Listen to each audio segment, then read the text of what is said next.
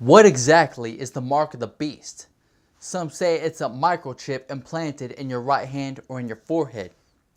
Some say it is a barcode or some sort of tattoo. But what is the mark of the beast really? And how can we avoid it? Let's find out.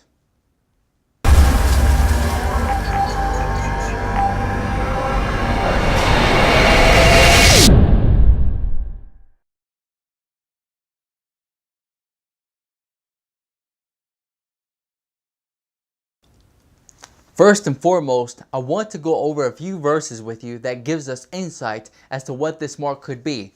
Let's look at the book of Revelation chapter 13 and verses 16 and 17. And he causeth all, both small and great, rich and poor, free and bond, to receive a mark in their right hand or in their foreheads, and that no man might buy or sell save he that had the mark, or the name of the beast, or the number of his name. No doubt, these verses would make you believe that this mark would be the RFID chip. But let's look at more verses and put together the pieces, shall we? The book of Revelation chapter 16 verse 2 says, And the first went and poured out his vial upon the earth, and there fell a noisome and grievous sore upon the men which had the mark of the beast, and upon them which worshipped his image. Revelation chapter 19 and verse 20. And the beast was taken, and with him the false prophet, and that wrought miracles before him, with which he deceived them that had received the mark of the beast, and them that worshipped his image. These both were cast alive into a lake of fire, burning with brimstone. And the book of Revelation chapter 20 and verse 4 says, And I saw thrones, and they sat upon them, and judgment was given unto them, and I saw the souls of them that were beheaded for the witness of Jesus, and for the word of God, and which had not worshipped the beast, neither his image, neither had received his mark upon their foreheads or in their hands, and they lived and reigned with Christ 1,000 years. Notice how many times worship is mentioned in connection with the mark of the beast. Since the seal of God has been shown not to be a literal seal, why should the mark of the beast be a literal mark? Since those that worship on the Saturday Sabbath have the seal of God, what is a likely mark for the beast? It looks like worship is a factor. First, you must know who the beast is. The beast is the papacy, identified in one instance by the number 666, which equates to the papal title of Vicarius Filii Dei when you add up the Roman numeral values for the letters. It means the vicar of the Son of God, or the vicar of Christ. Vicar and anti mean the exact same thing, a substitute for, so vicar of Christ and antichrist mean exactly the same thing. The Reformation was based on the identification of Roman Catholicism as the beast and the Antichrist, but this is something that has been long forgotten or overlooked by Protestantism today. Now look at Revelation 14:9 through 12. And the third angel followed them, saying with a loud voice, If any man worship the beast and his image, and receive his mark in his forehead or in his hand, the same shall drink of the wine of the wrath of God, which is poured out without mixture into the cup of his indignation. And he shall be tormented with fire and brimstone in the presence of the holy angels and in the presence of the Lamb. And the smoke of their torment ascendeth up forever and ever. And they have no rest day or night who worship the beast and his image, and whosoever receiveth the mark of his name. Here is the patience of the saints. Here are they that keep the commandments of God and the faith of Jesus. Note how the saints of God are described in contrast to those with the mark of the beast. The saints keep the commandments of God, and so they do not receive the mark of the beast. The book of Daniel chapter 7 verse 25 tells us, And he shall speak great words against the Most High, and shall wear out the saints of the Most High, and think to change times and laws, and they shall be given into his hand until a time and times and the dividing of time. and Daniel 7:25, one of the identifying characteristics of the Antichrist or little horn power is that it would think to change times and laws of the Most High God. Now note the following quotes on the change of the Sabbath commandment from Saturday to Sunday from Catholic sources. Many of these Catholic sources attribute the change to Sunday keeping to the church. Though this is not taught anywhere in the New Testament, the church is above the Bible, and this transference of Sabbath observance to Sunday is proof positive of that fact. The Catholic Record, London, Ontario, Canada, September 1st, 1923.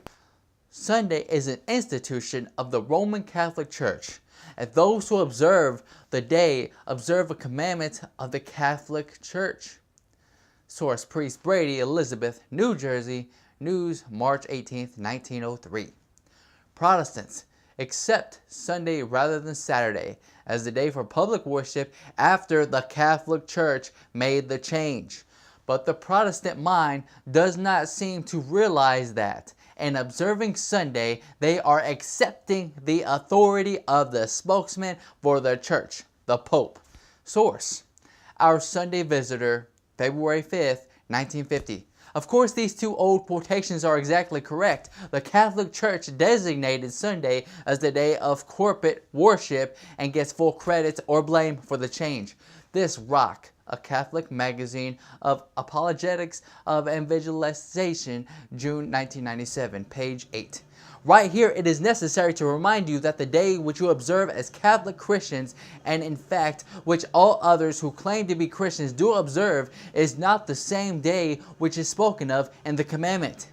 If you look to the Bible as an authority for the observance of the day, you will not find it. It is well to remind the Presbyterians, Methodists, Baptists, and all other Christians outside the pale of the Mother Church that the Bible, the only authority which they recognize in matters of religion, does not support them anywhere in the observance of the Christian day, namely Sunday. The Seventh-day Baptists and Seventh-day Adventists are the only ones who properly apply the term Sabbath, because they also observe the seventh day and not the first day of the week as the day of rest. The Christian Sunday is an institution of the Roman Catholic Church, and those who observe the day observe a commandment of the Catholic Church, and thus indirectly acknowledge the authority of that church to legislate in the name of God and all religious matters, and her superiority over the Bible. The Signs of the Times, Volume 27, number 38, Melbourne, Victoria, Australia, September 16, 1912, page 596. Of course, the Catholic Church claims that the change was her act. It could not have been otherwise, as none in those days would have dreamed of doing anything in matters spiritual, ecclesiastical, and religious without her.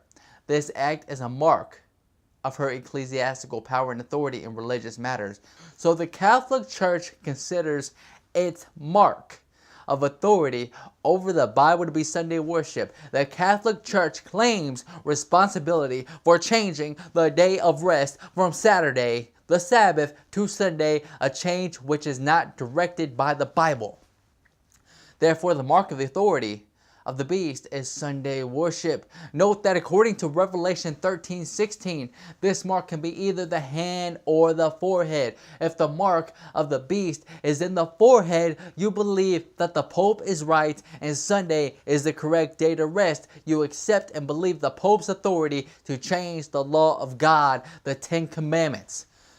If you have the mark in the hand, you do not necessarily agree that the Pope has such authority, but because of fear of persecution or peer pressure, you continue to follow his dictates. By your actions, you give your allegiance to the Pope and Catholicism. So let's read the three angels' message found in the book of Revelation chapter 14, verses 6 through 12.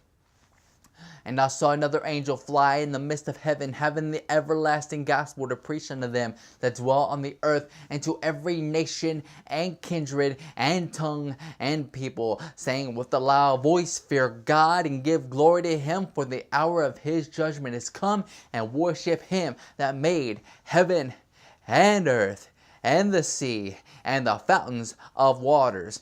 And there followed another angel, saying, Babylon is fallen, that great city, because she made all nations drink of the wine of the wrath of her fornication. And the third angel followed them, saying with a loud voice, If any man worship the beast in his image, and receive his mark in his forehead or in his hand, the same shall drink of the wine of the wrath of God, which is poured out without mixture into the cup of his indignation.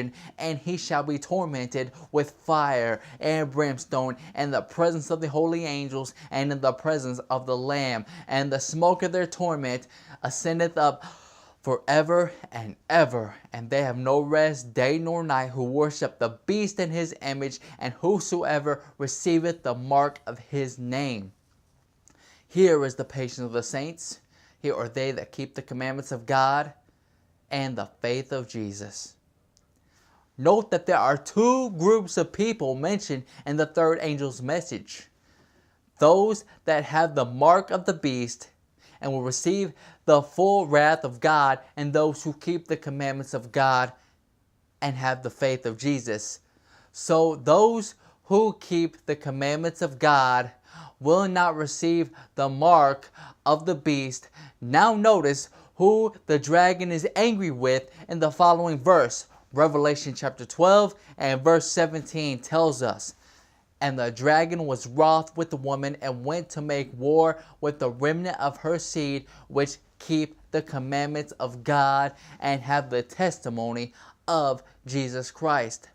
The woman is the faithful church, and the remnant seed are the remaining believers. Satan is angry with those who keep the commandments and read and understand the testimony of Jesus Christ.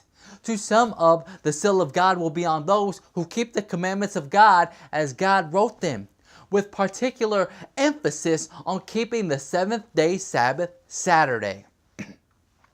The mark of the beast will be on those who follow the commandments of men and worship on a counterfeit man-made day of rest, Sunday, the first day of the week. Neither have anything to do with an actual physical mark or seal. The mark of the beast will be acquired when the Catholic Church and U.S. Protestantism try to enforce Sunday worship by force of law. At that time, everyone will have to choose the mark of the beast or the seal of God. You will pick who you follow, man or God. God is going to honor the choice you make at that time.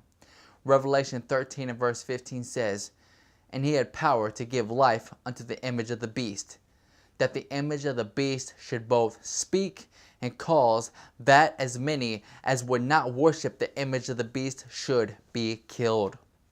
The image to the beast is apostate Protestantism, and those who disobey the Sunday laws will be ordered killed. Friends, this is no joke. Choose on this day whom you will serve.